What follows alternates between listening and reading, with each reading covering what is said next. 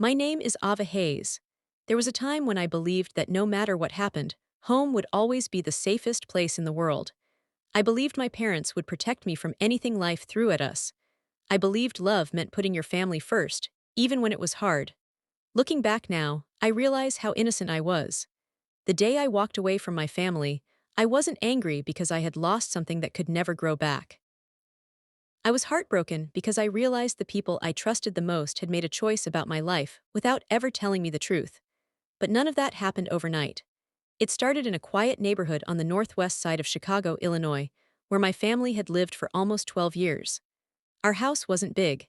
It wasn't the kind of place people slowed down to admire while driving by.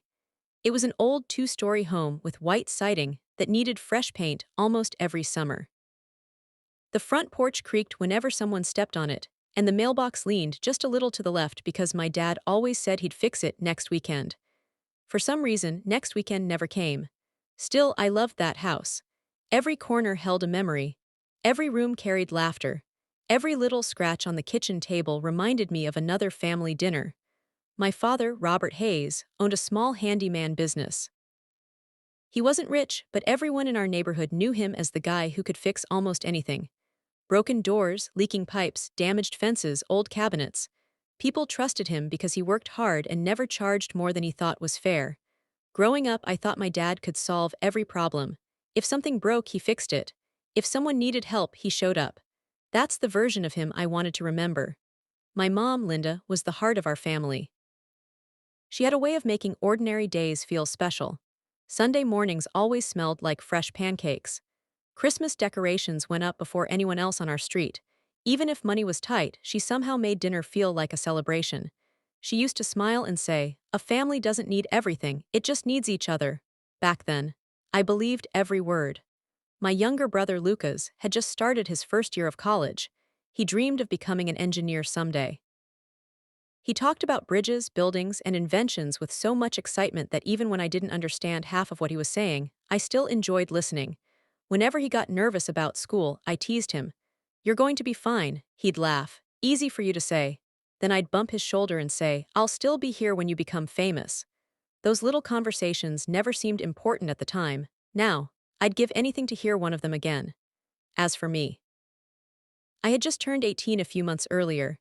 I hadn't started working yet. The plan was simple: help mom around the house, figure out college, take my time deciding what I wanted to do with my future.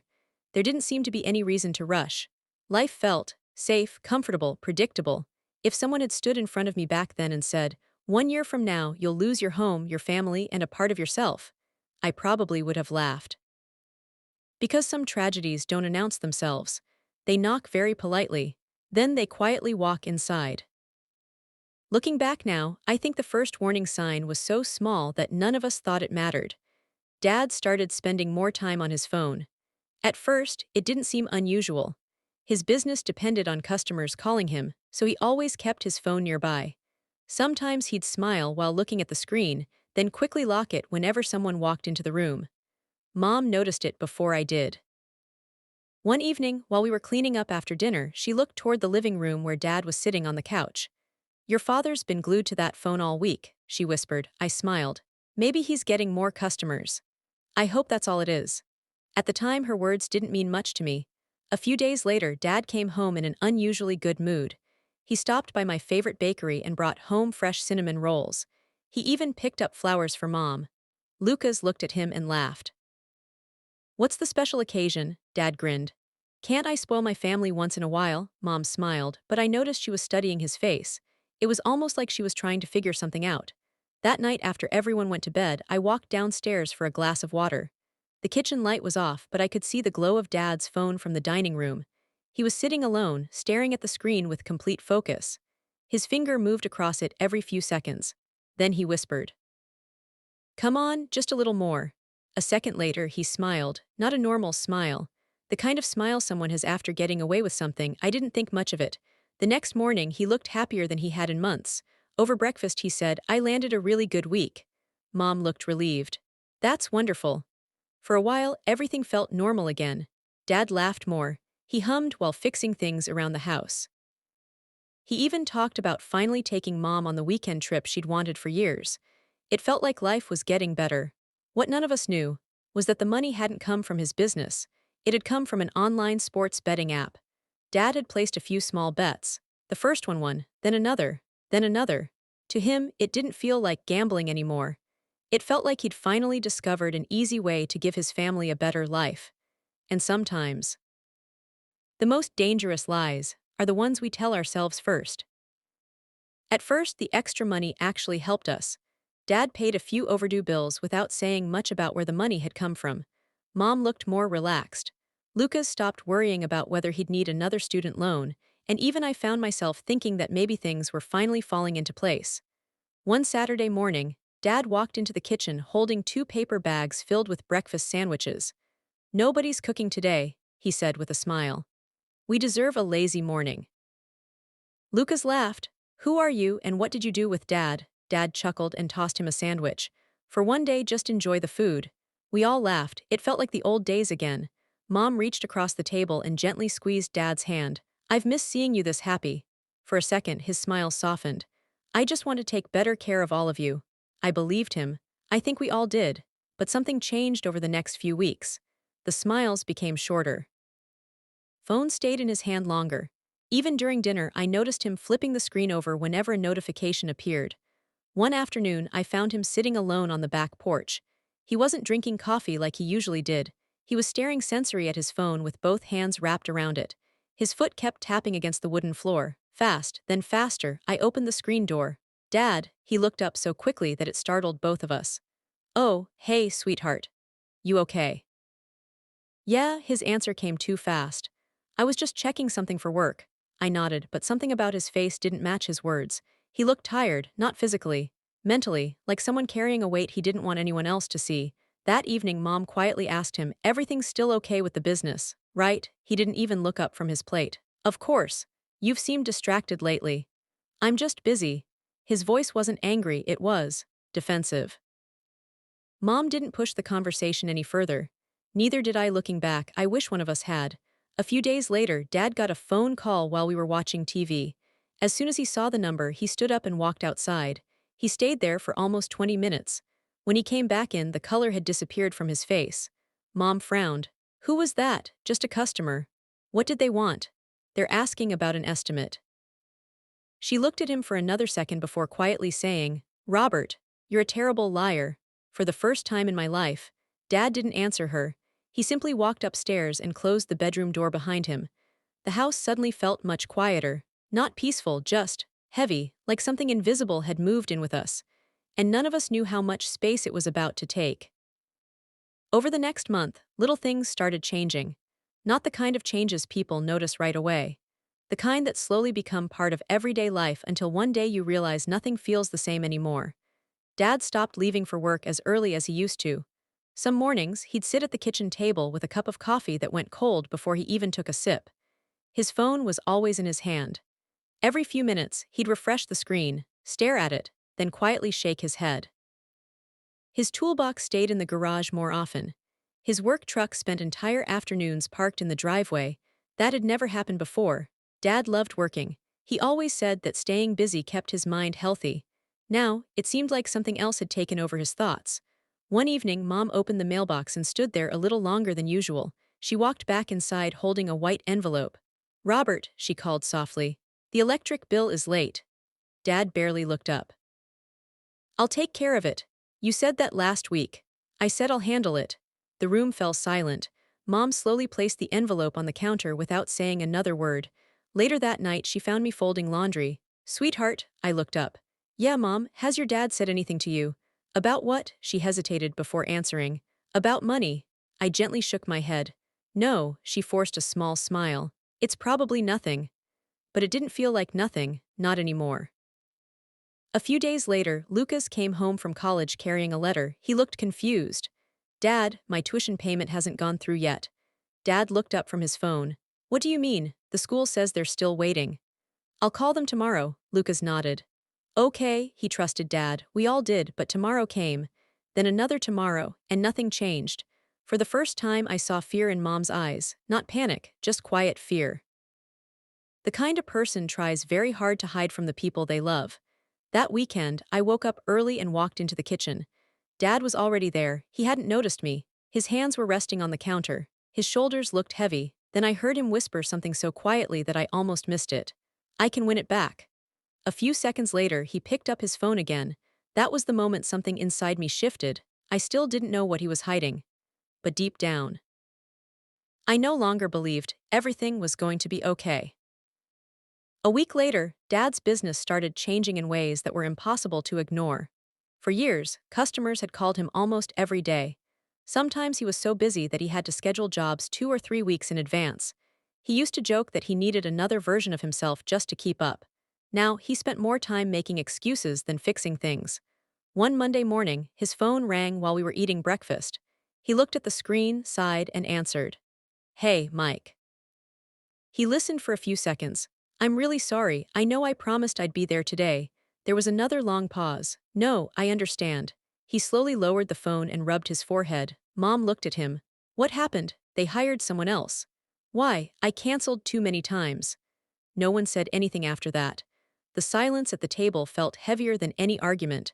That afternoon, I helped Mom organize the kitchen pantry.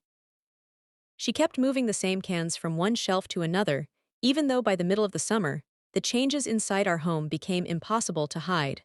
Mom stopped talking about little things that used to make her happy. She no longer planned weekend dinners or asked us what we wanted for dessert. The grocery lists became shorter every week. Brand name food slowly disappeared from our kitchen, replaced by whatever was on sale. At first, Lucas didn't notice. He was busy with college assignments, exams, and trying to keep up with his classes. One evening, he walked into the kitchen holding a notebook. "Dad, the college sent another email." Dad looked up. "What did they say?" "They're asking when the rest of the tuition will be paid." "I told you I'll handle it." Lucas nodded, but this time he didn't look convinced. "Okay." He quietly walked back to his room. I watched him leave, then looked at Dad. His eyes stayed on his phone, not on us, not on Mom. Just the screen. It was almost as if the rest of the family had disappeared. Later that night, Mom knocked softly on my bedroom door. "Are you awake?" "Yeah." She came in carrying 2 mugs of tea. We sat beside the window in complete silence for a few moments. Finally, she spoke. "Your father wasn't always like this." "I know. He's a good man, Ava." "I know that too." She looked down at her cup. "I just don't know what's happening anymore." Neither did I. I wanted to believe there was a simple explanation. Maybe business was slow. Maybe customers weren't paying on time. Maybe everything would go back to normal. But every day, that hope felt a little smaller. The next morning, I heard voices coming from my parents' bedroom. They weren't shouting. That almost made it worse. Mom's voice was shaky. "Robert, please tell me the truth." There was a long silence, then Dad answered quietly. "I'm trying to fix it." "You've been saying that for weeks." "I will." "With what money?" Another silence. I stood outside the hallway for a few seconds before walking away. Some conversations weren't meant to be overheard, but I couldn't stop thinking about them. That afternoon, Dad left the house without saying where he was going. He didn't come home until after dark. When he walked through the front door, he looked exhausted. His shirt was wrinkled. His eyes were red. He forced a smile when he saw me. "Hey, sweetheart. Long day?" "Yeah." "Everything okay?" He hesitated. Then he nodded. "It will be." For the first time in my life, I didn't believe him. A few days later, everything finally came crashing down. It was a quiet Tuesday afternoon. Mom was making soup in the kitchen and I was helping her cut vegetables. The house felt strangely peaceful, almost as if it was trying to give us one last normal moment before everything changed. Then someone knocked on the front door. It wasn't one knock. 3 slow, firm knocks. Dad walked over and opened the door. 2 men stood outside wearing business clothes. One of them held a folder in his hand. "Mr. Robert Hayes." "Yes, we need to speak with you." Dad stepped outside and gently closed the door behind him. I looked at Mom. She had stopped cutting the carrots. Neither of us said a word. A few minutes later, Dad came back inside. His face had turned completely pale. "What happened?" Mom asked. He tried to smile. "It was nothing." The man outside knocked again. "Mr. Hayes, we need your signature." Dad closed his eyes for a second before opening the door again. This time, Mom followed him outside. I stayed near the hallway, close enough to hear parts of the conversation. One sentence changed everything. "If the remaining balance isn't paid within 30 days, legal action will begin." I felt my stomach tight. Legal action? Against my father? A few minutes later, the men left. Dad slowly walked back into the living room and sat on the couch. He didn't speak. He didn't move. He simply stared at the floor. Mom stood in front of him. Robert, he covered his face with both hands. I messed up. Those 3 words were barely louder than a whisper. Mom sat beside him. What happened? For a long time he couldn't answer. Finally, he looked at both of us. It started with sports betting. The room went completely silent. I won a few times, he continued. Thought I could make extra money for the family. His voice cracked, so I kept playing. Mom's eyes slowly filled with tears. Robert, when I started losing, I thought I could win everything back. He couldn't even look at us anymore. I used money from the business. He paused, then I borrowed more. Another long silence. I lost that too. I felt like the air had disappeared from the room. Nothing around me looked different. The same walls, the same furniture, the same family. But somehow, everything had changed. Dad looked at Mom with tears in his eyes. I never wanted to hurt any of you. Mom didn't yell, she didn't blame him, she simply lowered her head and quietly cried. Watching her cry hurt more than hearing the truth. That night, no one ate dinner. No one turned on the television. The house was silent, not because we had nothing to say, but because none of us knew where to begin. The days that followed felt longer than they had ever felt before. It was as if time had slowed down just to make us live through every painful moment. Dad started making phone calls from early in the morning until late at night. I could hear him asking old customers for work, calling suppliers, and even reaching out to people he hadn't spoken to in years. Most of the conversations ended the same way. I'm sorry, Robert. I wish I could help. We've already hired someone else. Every rejection seemed to take a little more out of him. One evening, he came home carrying his old toolbox. He placed it on the garage floor and just stood there, staring at it. I walked over quietly. You got a job today, he gave me a tired smile. It was only a small repair. That's good, isn't it? It would have been, a few months ago. I didn't know what to say. For the first time, I realized the problem wasn't just finding work anymore. It was catching up with everything he had already lost. Meanwhile, Mom started cutting every expense she could. She canceled our cable service. She stopped buying anything that wasn't absolutely necessary. She even began skipping little things she enjoyed, like fresh flowers for the dining table or her favorite coffee. One afternoon, I caught her standing in the grocery store, comparing the prices of 2 loaves of bread for nearly 5 minutes. That wasn't the woman I had grown up with. She had never cared about spending an extra dollar on something the family needed. Now, every dollar mattered. Lucas tried to help in the only way he knew. I'm thinking about taking a semester off, he said one night. Dad looked up immediately. No, it'll save money. No, I can go back next year. Dad shook his head. I made this mess. I'm not letting your future pay for it. Lucas didn't argue, but I could see the guilt on his face. He believed he had become another burden. None of us blamed him. Still, he blamed himself. As for me, I kept telling myself that families survived hard times. People lost jobs. Businesses failed. Debt could be paid back. As long as we stayed together, maybe we could find a way through it. I didn't know that life was already leading us toward a meeting that would change everything. A meeting that seemed like nothing more than chance. But later, I would wonder if it was the moment our entire future quietly changed without any of us realizing it. About a week later, Mom collapsed in our kitchen. It happened so quickly that, for a second, I couldn't even understand what I was seeing. She had been washing a few dishes after breakfast while I was wiping down the counter. She suddenly stopped moving. The plate slipped from her hands and shattered on the floor. Mom, she reached for the edge of the counter as if she was trying to steady herself. Her face had lost all its color. Ava. Before she could finish her sentence, her knees gave out. I ran toward her and caught her before she hit the floor. Mom, can you hear me? She opened her eyes, but they looked tired and unfocused. I'm okay. No, you're not. Dad rushed into the kitchen. The panic on his face said everything. He knelt beside her. Linda, look at me. She tried to smile. I just feel a little dizzy. Dad immediately shook his head. We're going to the hospital. I'm fine. No, his voice was gentle but firm. We're not taking any chances. Within 15 minutes, we were sitting in the emergency department of one of Chicago's largest hospitals. The waiting room was busy. Doctors and nurses moved quickly through the halls. People sat quietly, each carrying worries that no one else could see. Mom leaned against the chair with her eyes closed while Dad filled out paperwork. I sat beside her, holding her hand. It'll be okay, I whispered. She squeezed my fingers. I know, but her voice sounded weak. After what felt like forever, a nurse called Mom's name. The doctors examined her, ran a few tests, and checked her blood pressure several times.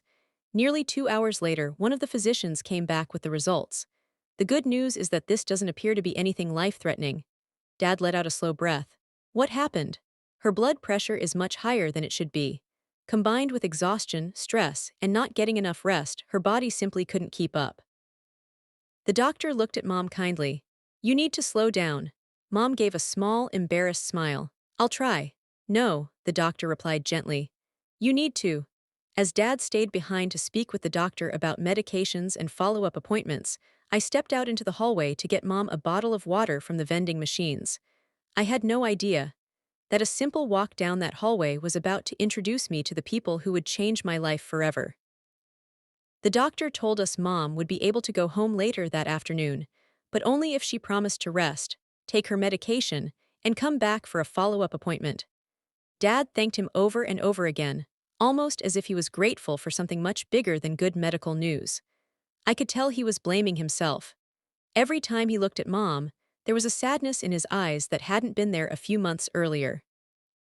While Mom rested in her hospital room, Dad went downstairs to pick up her prescriptions.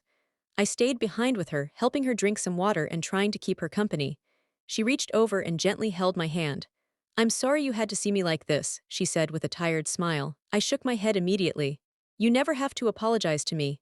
She looked at me for a long moment before quietly saying, You're such a good daughter, Ava.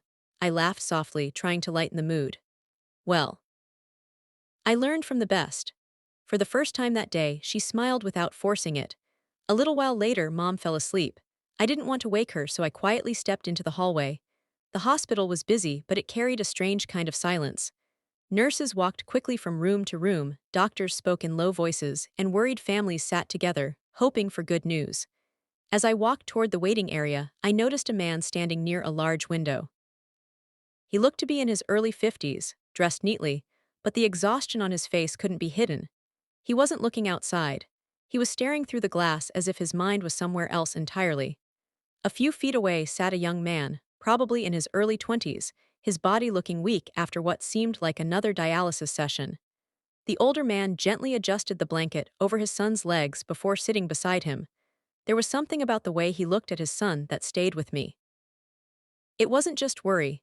It was the helpless look of a father who would have given anything to take his child's pain away. I didn't know their names yet.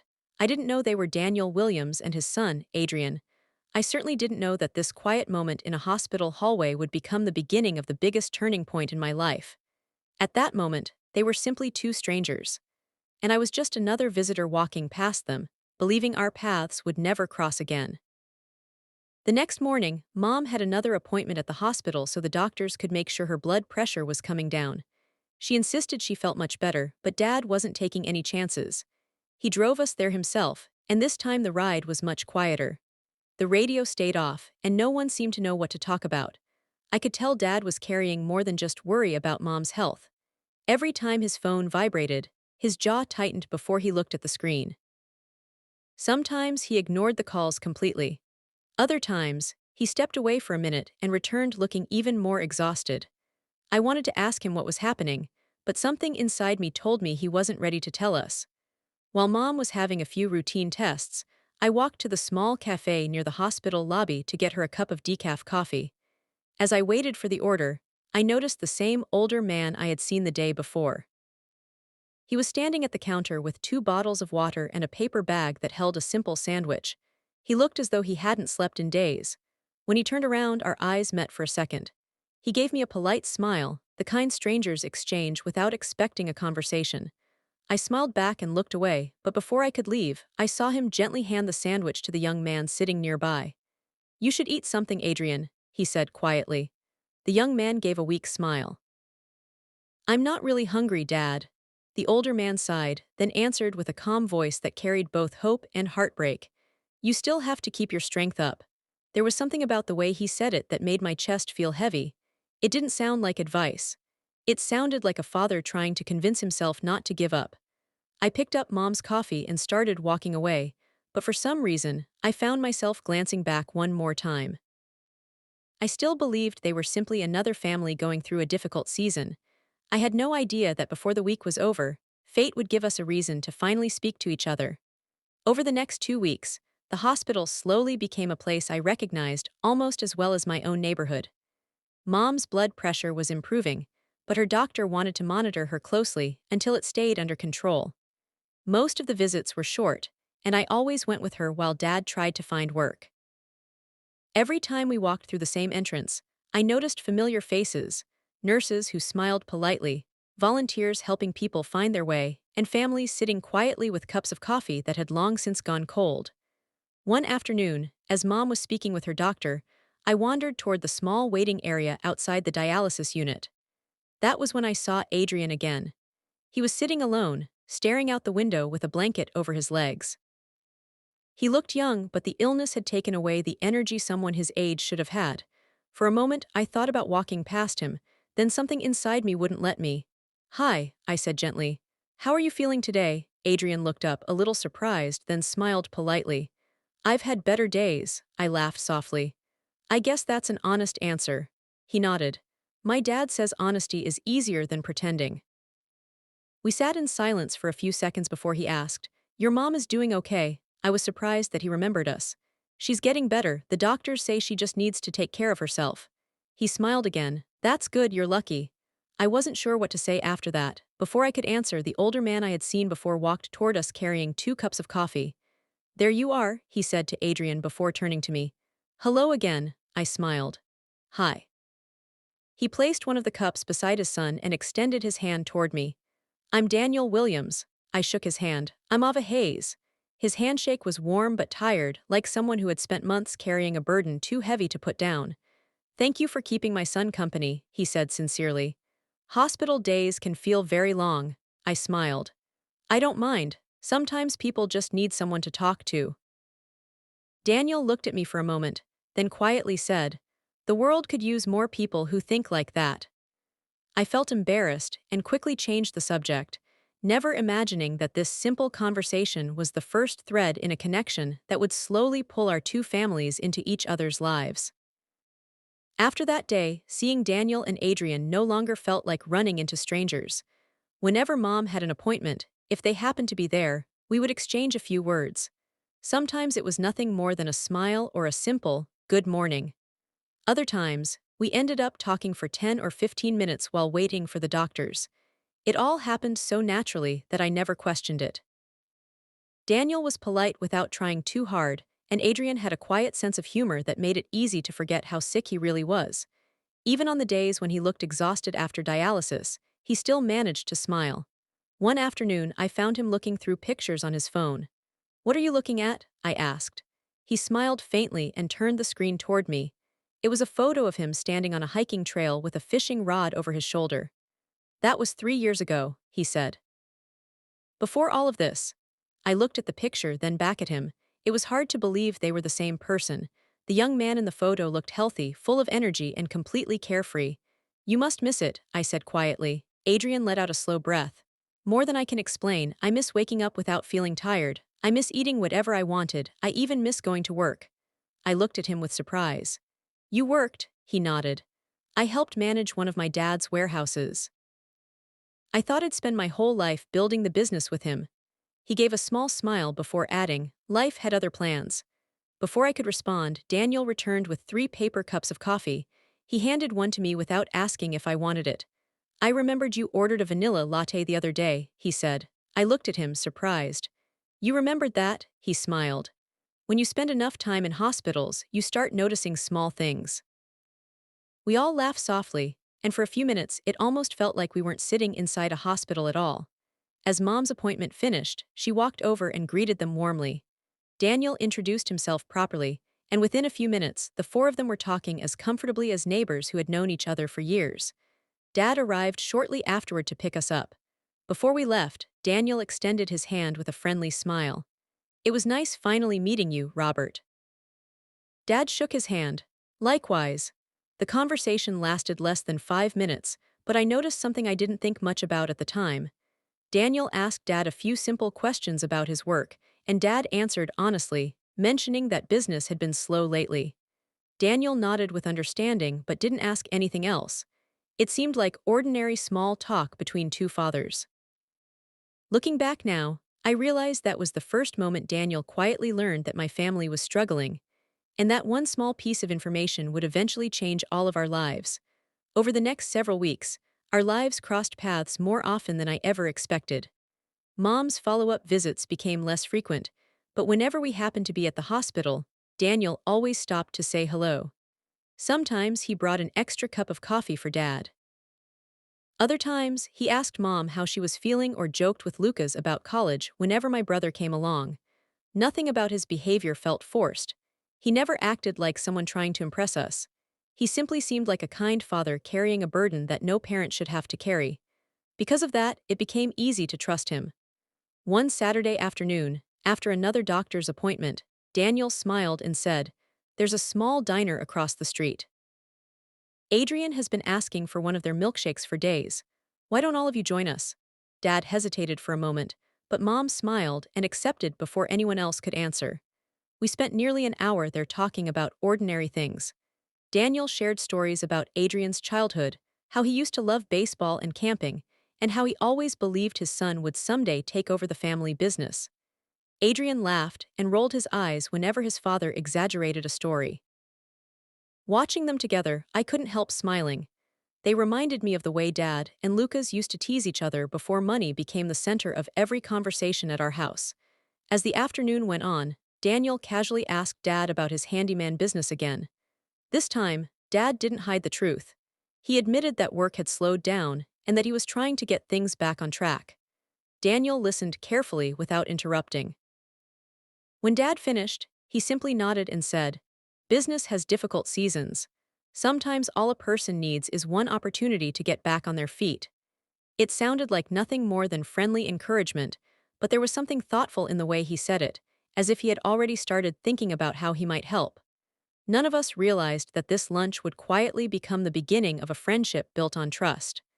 A trust that would soon be tested in ways none of us could have imagined. A few days after we had lunch together, Dad received a phone call while we were eating breakfast. I noticed the change in his face almost immediately. This time it wasn't fear, it was surprise. He looked at the number on his phone, then answered. "Hello?" A warm, familiar voice came through the speaker. It was Daniel. Dad stood up and walked into the living room to continue the conversation, but the house was so quiet that I could still hear parts of it. "Really? I appreciate that." "Yes, I can be there tomorrow morning." When he ended the call, Mom looked at him with curiosity. "Who was it?" "Daniel, the man from the hospital," Dad nodded. "He owns a few commercial buildings. One of them needs repairs before a new tenant moves in. He asked if I'd like to take the job." For the first time in weeks, I saw a genuine smile on Dad's face. Mom reached across the table and squeezed his hand. "That's wonderful. I wasn't expecting it. Maybe this is exactly the break you've been praying for." The next morning, Dad left the house before sunrise with his toolbox in the back of his truck. When he came home that evening, he looked exhausted, but there was a spark in his eyes that had been missing for a long time. "How did it go?" I asked. He smiled. "It was a good day." "Just good," he laughed softly. "Better than good." Over the next 2 weeks, Daniel continued sending small repair jobs Dad's way. None of them were large enough to erase our financial problems, but they helped us breathe again. The overdue utility bills were finally paid. There was fresh food in the refrigerator again. Mom no longer stood in the grocery store comparing every single price. Lucas even smiled more often. One evening after dinner, Dad leaned back in his chair and said quietly, "I don't know how I'll ever repay Daniel." Mom looked at him. "Maybe you don't have to." "What do you mean?" "Sometimes people help because they genuinely care." Dad nodded slowly. "I hope you're right." "I hope so too." Daniel never acted like someone expecting anything in return. He never mentioned money. He never reminded Dad about the work he had given him. He simply checked in every few days with a short phone call. "How's Linda feeling? How's Lucas doing in college? Did you finish that repair job?" They were simple conversations. Kind conversations. The kind that slowly turned strangers into friends. Looking back now, I understand why my parents trusted him so completely, because if someone had asked me then what I thought of Daniel Williams, I would have smiled without hesitation and said, "He's one of the kindest people I've ever met." As the weeks passed, Daniel became a quiet but familiar part of our lives. He never showed up unexpectedly or acted as though he belonged in our family. Instead, everything happened so naturally that none of us questioned it. Every few days, he would call Dad to ask how work was going or whether Mom was feeling better. Sometimes he recommended another small repair job. Other times, he simply checked in to see how everyone was doing. Mom often said, "There aren't many people like Daniel anymore." Dad always agreed. "He's helped us more than he knows." I agreed with them. Every time I saw him at the hospital or spoke with him for a few minutes, I saw the same thing: a father who looked exhausted but never stopped fighting for his son. He never complained about his own life. Every conversation somehow came back to Adrian and his hope that one day things would get better. Adrian and I also became friends without either of us planning for it. We weren't the kind of friends who talked every day or shared every secret. We simply enjoyed each other's company whenever we met. Some afternoons we sat in the hospital courtyard while he waited for another appointment. Other days we walked slowly through the garden outside the medical center because he said the fresh air helped him forget, even if only for a few minutes, that most of his life now revolved around hospital rooms and dialysis machines. One afternoon he looked at the families walking by and smiled sadly. "You know what I miss the most?" he asked. I shrugged. "Baseball," he laughed. "I do miss baseball, but honestly, I miss making plans." I looked at him confused. He continued, "Healthy people don't realize how lucky they are. They can plan a vacation 6 months from now or buy concert tickets without thinking twice. I can't even promise I'll feel well enough next weekend." His words stayed with me long after we left the hospital that day. It wasn't self-pity. It was acceptance, and somehow that made it even more heartbreaking. One evening, after another doctor's appointment, Daniel and Adrian walked us to the parking garage. Before saying goodbye, Daniel thanked Mom again for keeping Adrian company whenever they happened to meet. Mom smiled warmly and replied, "Families should look out for each other. That's how life is supposed to work." Daniel became quiet for a moment before saying, "I hope one day I can repay your kindness."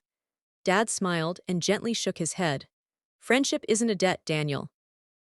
Daniel returned the smile, but there was something different in his eyes that evening. It lasted only a second before it disappeared behind his usual calm expression. At the time, I thought he was simply tired. Looking back now, I realize he had already made a decision, and he was quietly waiting for the right moment. A few days later, Dad came home earlier than usual with an expression I couldn't quite read. He didn't look upset, but he wasn't smiling either. During dinner, he barely touched his food, and every few minutes he seemed to drift off into his own thoughts. Mom noticed it too. After Lucas went upstairs to study, she quietly asked, "Is everything okay?" Dad looked at both of us before answering. "Daniel invited me to his house this afternoon." Mom smiled. "That was nice of him." Dad nodded slowly. "It was. We talked for a long time." He paused for a moment, then continued. "He told me more about Adrian's condition than he ever has before." The room became quiet. I had always known Adrian was seriously ill, but hearing Dad speak with that much concern made my heart sink. "The doctors are running out of options," he said softly. "Dialysis is keeping him alive for now, but it isn't a permanent solution. They believe a living kidney donor would give him the best chance at a normal life." Mom lowered her eyes, and for a few seconds, none of us spoke. It was one of those moments when no one knows the right thing to say because every answer feels too small. Dad leaned back in his chair and let out a long breath. "Daniel told me they've spent years hoping someone in the family would be a match. They've gone through every possible option they had. Friends volunteered to be tested, relatives came forward, and even people they barely knew offered to help. None of them were compatible." He rubbed his hands together as if the conversation was still playing over in his mind. "I've never seen a father look so helpless." He said watching your child get weaker while knowing you can't fix it is the hardest thing he's ever lived through. Mom quietly wiped a tear from the corner of her eye. "I can't even imagine." Neither could I. The image of Adrian sitting in that hospital garden, talking about how he couldn't even make plans for next weekend, suddenly came back to me. For the first time, I truly understood what his life must have felt like. That night, I couldn't sleep. I kept thinking about Adrian and everything he had lost before he had even reached the age when most people are just beginning their lives. I remembered how he always smiled, even when he looked exhausted, and how he never asked anyone to feel sorry for him. The more I thought about it, the more one question refused to leave my mind. What if there really was something I could do? It was only a passing thought at first, one that I pushed away as quickly as it came. But sometimes a single thought has a way of quietly planting itself in your heart. You don't notice it growing. until one day it becomes impossible to ignore. Over the next several days, that question stayed with me everywhere I went. I tried to ignore it, but it always found its way back into my thoughts.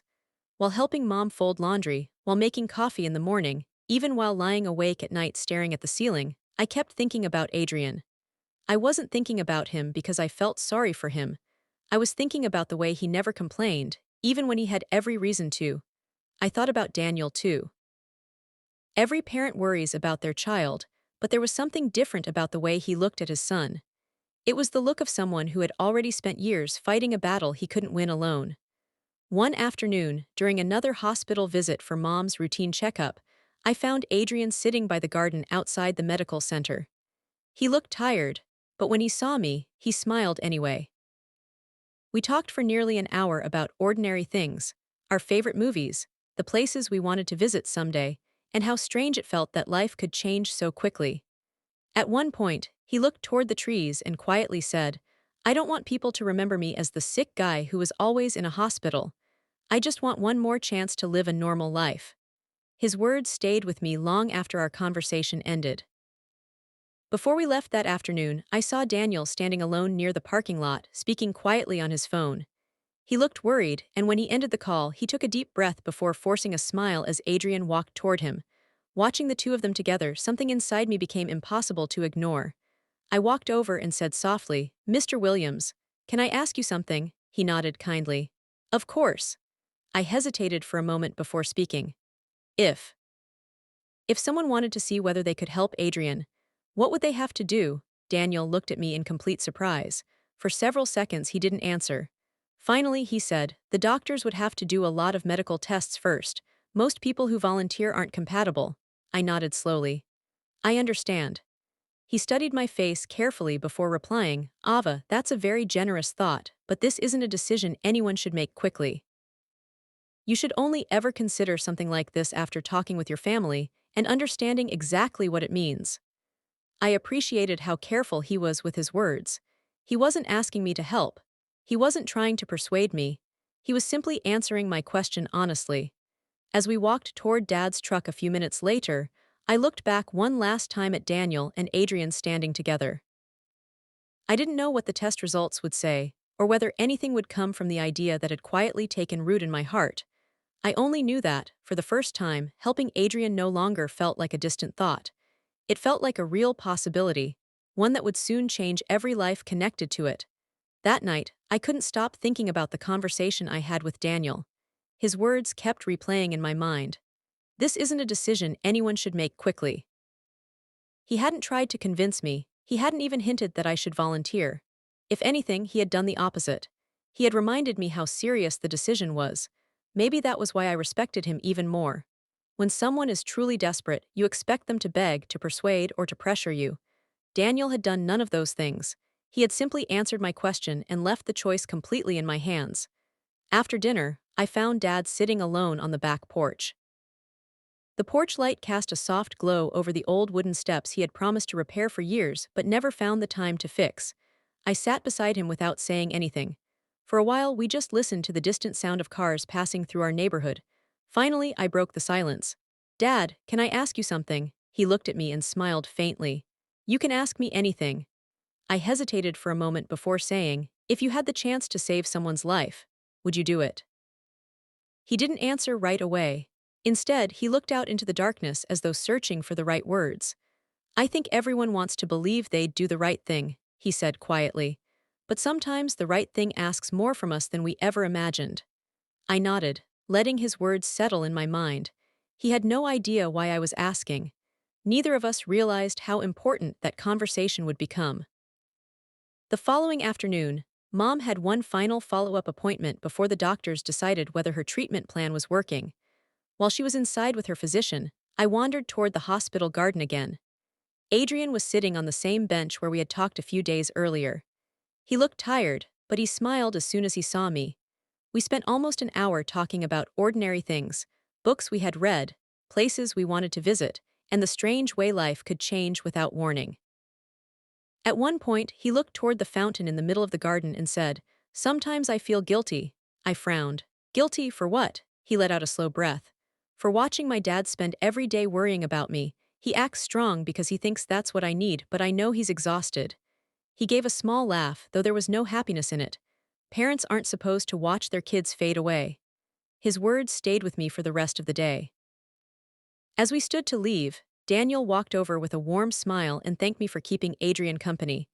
Then, almost casually, he said something that would stay with me long after we drove home. No matter what happens, he said, kindness has a way of changing people's lives. At the time, I thought he was simply talking about friendship. I had no idea that before long, those words would become the foundation of the hardest decision I would ever make. For the next few days, life seemed to settle into a routine again, but beneath the surface, nothing had really changed. Dad continued taking the repair jobs Daniel sent his way, and although the extra income helped us stay afloat, it wasn't enough to erase the mountain of debt that had been building for months. Every evening after dinner, I would find him sitting at the kitchen table with a calculator, a stack of unpaid bills, and a notebook filled with numbers. Crossed out one payment only to realize three more were waiting. Some nights he sat there until everyone else had gone to bed. One evening, I walked downstairs for a glass of water and found him staring at the notebook without turning a single page. "Dad, you should get some sleep," I said quietly. He looked up and forced a tired smile. "I'll be there in a minute." I nodded, but as I turned to leave, I heard him whisper to himself, "I don't know how much longer I can keep this family together." I froze for a second before continuing upstairs. It was the first time I had ever heard fear in my father's voice, and it frightened me more than I wanted to admit. A few days later, Daniel invited Dad to have lunch with him after finishing another repair project. When Dad returned home that afternoon, he seemed unusually quiet. Mom noticed it immediately. "Did something happen?" she asked. Dad slowly took off his jacket and sat at the dining table before answering. "Daniel told me the doctors want to begin looking for more living donors again." Mom lowered her eyes. "I thought they'd already tried everyone." "They have," Dad replied, "but they're running out of time." He explained that Adrian's condition had become more serious and that the doctors believed a successful transplant would give him the best chance of rebuilding his life. "Daniel didn't ask me for anything," Dad said, almost as if he wanted to make that part very clear. "He was just talking." I could tell he was scared. Mom quietly folded her hands together. Neither of them noticed that I had stopped in the hallway, listening without meaning to. For reasons I couldn't explain, my mind immediately went back to the question I had asked Daniel outside the hospital only a few days earlier. This time, however, the thought didn't disappear after a few seconds. It stayed with me all evening, quietly growing stronger. Before I went to bed that night, I looked at my reflection in the bathroom mirror and asked myself a question I had never imagined asking. If I really could help save Adrian's life, would I have the courage to do it? I didn't have an answer yet, but deep inside, I could feel that the moment of deciding was getting closer. A week later, Mom's doctor officially discharged her from regular follow-up visits. It felt like the first piece of good news our family had received in a long time. On the drive home, Mom smiled as she looked out the window and said, "Maybe this is a sign that things are finally getting better." Dad smiled too, but it disappeared almost as quickly as it came. I noticed him glancing at the dashboard every few minutes, lost in thought. The unpaid debts were still there. The business was still struggling.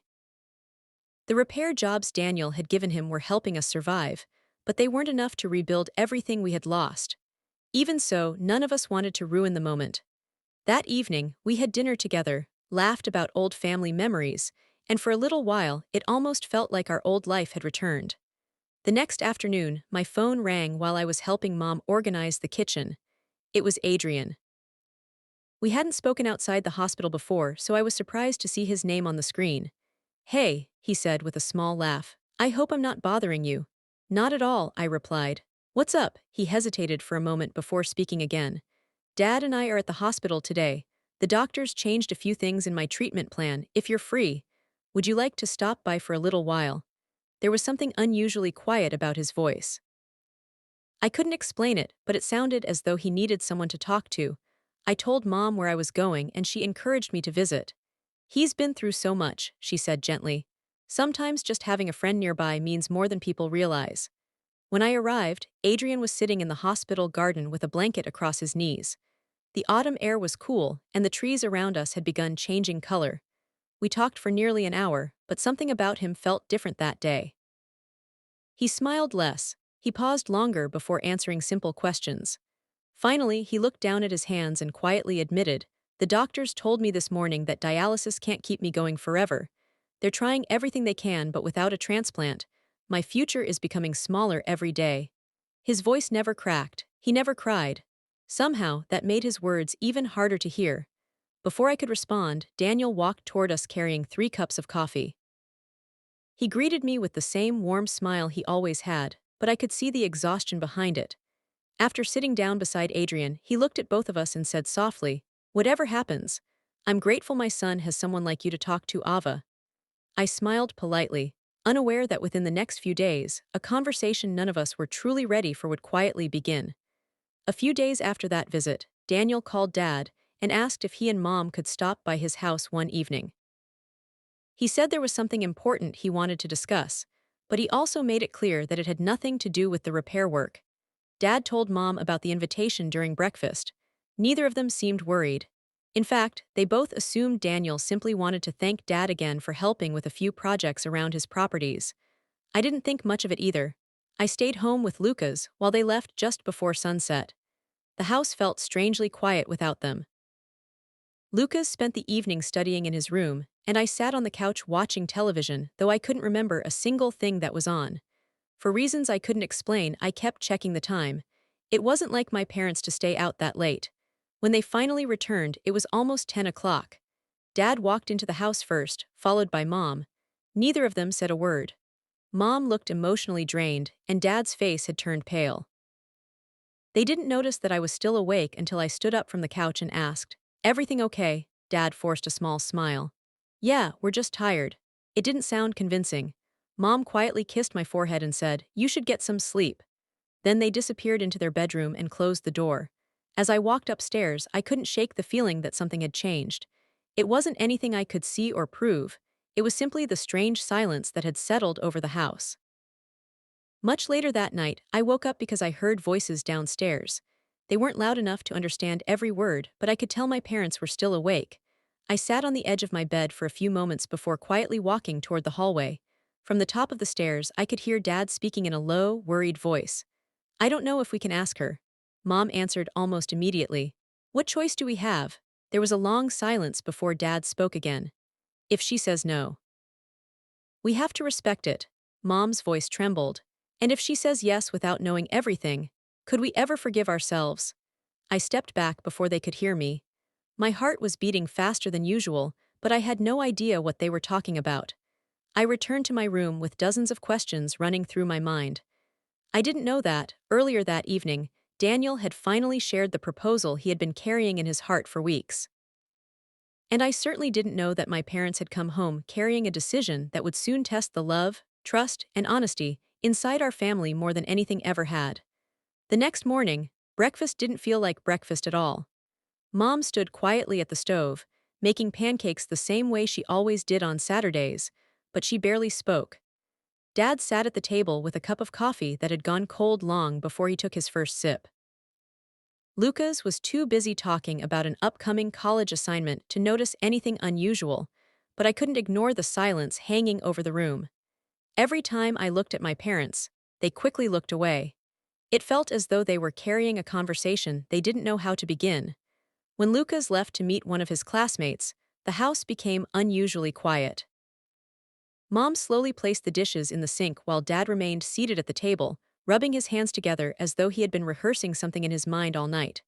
Finally, Dad looked at me and spoke. "Ava, would you sit down for a minute?" His voice was calm, but there was a heaviness in it that immediately caught my attention.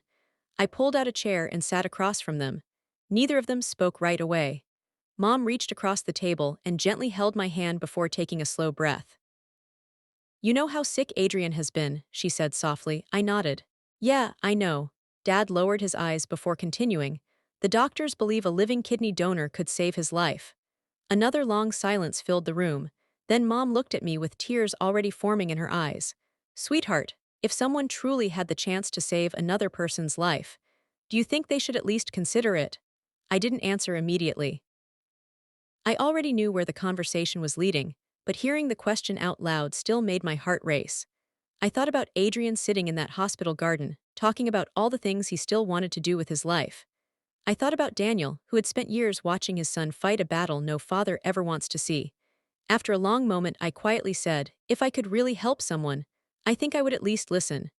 Dad looked relieved, but he still seemed uncomfortable. Daniel mentioned that if anyone ever volunteered, the doctors would first do a complete medical evaluation. There are a lot of tests. Most people aren't even compatible. He paused before adding, no one is asking you to promise anything today. This has to be your decision and only yours. I looked at both of my parents. Their faces were filled with worry, not pressure, and because I trusted them completely, I believed they were telling me everything I needed to know. I had no reason to think there was anything they were leaving out. After sitting quietly for another few seconds, I took a deep breath and gave the only answer my heart could give.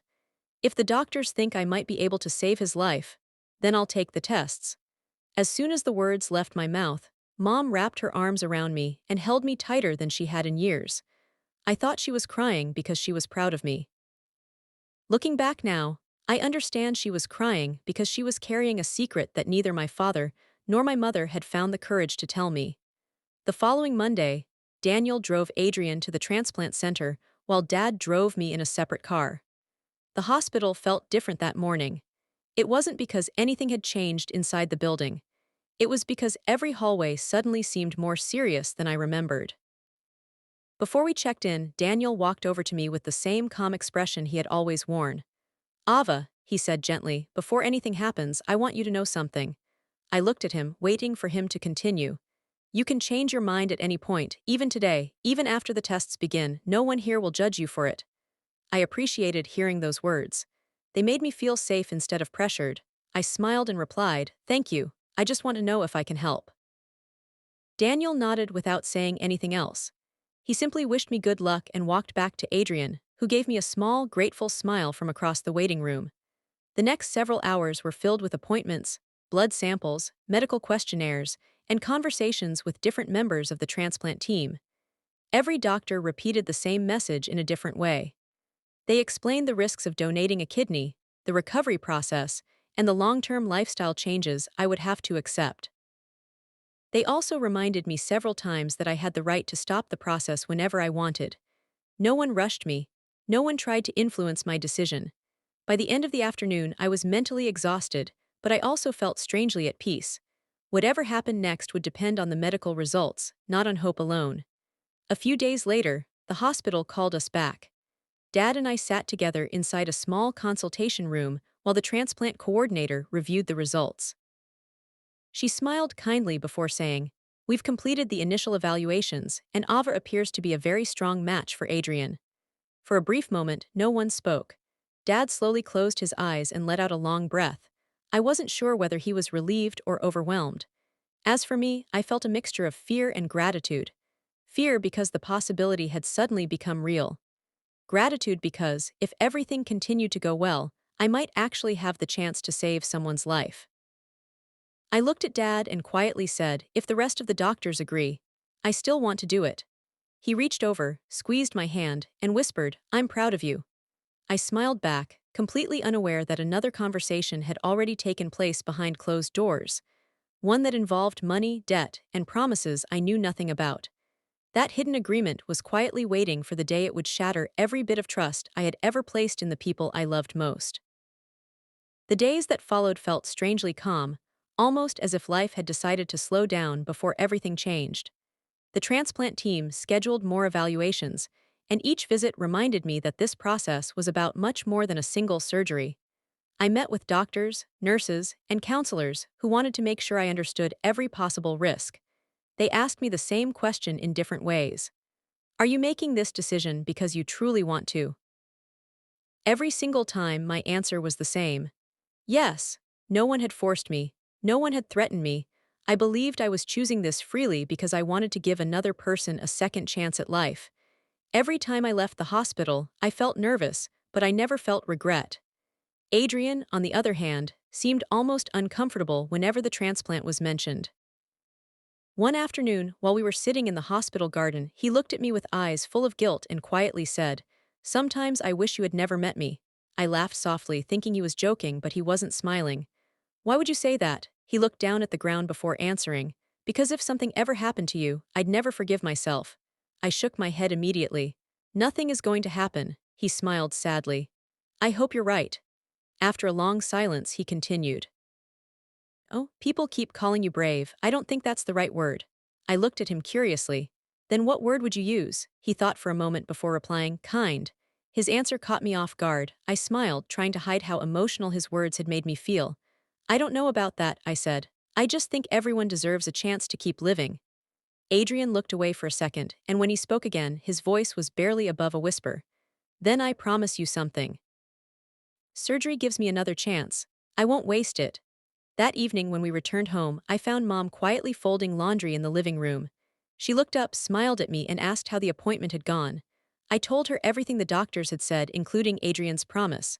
For a brief moment, she smiled proudly, but then her eyes filled with tears. She quickly turned away, pretending to organize the clothes so I wouldn't notice. I walked over and hugged her from behind. Mom. It's going to be okay. She nodded, but she couldn't bring herself to answer. At the time, I believed she was simply afraid of the surgery. I didn't know she was carrying the weight of a secret that seemed to grow heavier with every passing day. Behind my back, decisions had already been made, decisions that had nothing to do with kindness or saving a life. And before long, those hidden choices would change the meaning of my sacrifice forever. The morning of the surgery arrived much sooner than I expected. I barely slept the night before, not because I had changed my mind, but because I knew my life was about to change forever. Mom stayed beside me from the moment we reached the hospital, holding my hand every chance she got. Dad tried to stay strong, but I could see the fear in his eyes. Adrian was taken to another floor, so we only saw each other for a few moments before the nurses wheeled us away. He smiled at me, even though he looked terrified. Thank you, he whispered. I smiled back and said, just promise me you'll make this second chance count. He nodded, unable to say anything else. A few minutes later, the operating room doors closed behind us. When I opened my eyes again, everything felt heavy. My side ached, and even taking a deep breath was difficult. Mom was sitting beside my bed, gently holding my hand while tears rolled down her cheeks. The surgery went well, she said with a trembling smile. Both of you are doing fine. I felt relieved knowing Adrian was alive, and despite the pain, I believed every difficult moment had been worth it. Over the next few days, I slowly began recovering. Walking a few steps felt like climbing a mountain, but every nurse reminded me that healing would take time. Adrian was recovering too, and although we only waved at each other from opposite ends of the hallway once, seeing him smile made me feel peaceful. I truly believed I had helped save someone's life, and that thought made every painful step a little easier. While I focused on recovering, another conversation was taking place behind closed doors. Daniel quietly fulfilled every promise he had made to my parents. He paid off the debts that had been crushing our family for months, covered Lucas's college tuition, and handed Dad the financial support they had agreed on. My parents accepted it with tears in their eyes, convincing themselves they had done what was necessary to save our family. They never told me. They let me continue believing that my decision had been based only on compassion. A week later, after I returned home, I slowly started getting stronger. I had no idea that the truth was only days away from finding me. One unexpected conversation, one careless sentence, was about to destroy the trust I had spent my entire life placing in the two people I loved most. About 2 weeks after I came home, I was finally able to walk without needing someone beside me. I still moved slowly, and some days the pain reminded me that my body was healing, but I was grateful to be getting stronger. One afternoon, Dad told me he was going to Daniel's house to thank him for everything he had done for Adrian. I smiled and told him to give Adrian my best. A few minutes after Dad left, I realized I had forgotten to ask him to pick up my prescription on the way home. I called his phone twice, but he didn't answer. Since Daniel's house was only a short drive away, Mom suggested we stop there ourselves. It'll only take a minute, she said. I agreed, never imagining that those few minutes would change the rest of my life. The front door wasn't completely closed when we arrived. Before Mom could knock, we heard Dad's voice from inside the living room. He sounded nervous. Daniel, I know you've already done a lot for us, but Ava's recovery has been more expensive than we expected. Could you help us with another $1,000? There was a long silence before Daniel answered, and when he did, his voice was candy but painfully disappointed. Robert, I paid your debts. I covered Lucas's college tuition. I gave you the $20,000 we agreed on. I kept every promise I made. And now you're asking me for more. My heart stopped. $20,000. I looked at Mom, but she had turned completely pale. Daniel continued speaking, his voice heavy with disbelief. Your daughter believed she was making this decision because she wanted to save a life. If she ever learns that money was part of this agreement, she'll never forgive any of us. I felt the ground disappear beneath me. I wasn't listening anymore. I was trying to understand what I had just heard. I stepped back before anyone noticed I was standing outside. The drive home felt endless. I didn't cry. I didn't scream. I simply stared out the window, replaying every conversation I had ever had with my parents. Every time they told me they were proud of me. Every time they thanked me for my kindness.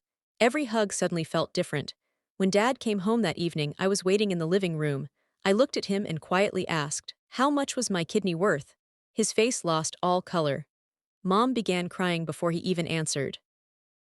Dad tried to explain that they were desperate, that they had no way out, that they never wanted to hurt me. But none of those words reached me anymore. The pain wasn't that they had accepted money.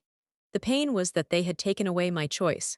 They had allowed me to believe my sacrifice was freely given while hiding the truth that my body had become part of a deal. A week later, I packed a small suitcase and left home before sunrise. I didn't leave because I hated my parents. I left because I could no longer recognize the home where trust had once lived. I rented a tiny apartment, worked wherever I could, studied at night, and slowly built a life of my own. Months turned into years. I eventually became an elementary school teacher, moved into a small one-bedroom apartment that I bought with my own savings, and found a peace that money could never buy. Lucas later told me he had never known where the tuition money came from, and he carried that guilt for a long time. My parents never stopped trying to reach me. I forgave them in my heart, but forgiveness did not erase what had happened. Some wounds heal into scars that quietly stay with you forever. I gave away one kidney, but what truly changed my life wasn't the surgery. It was the day I learned that love without honesty can leave a deeper wound than any operation ever could.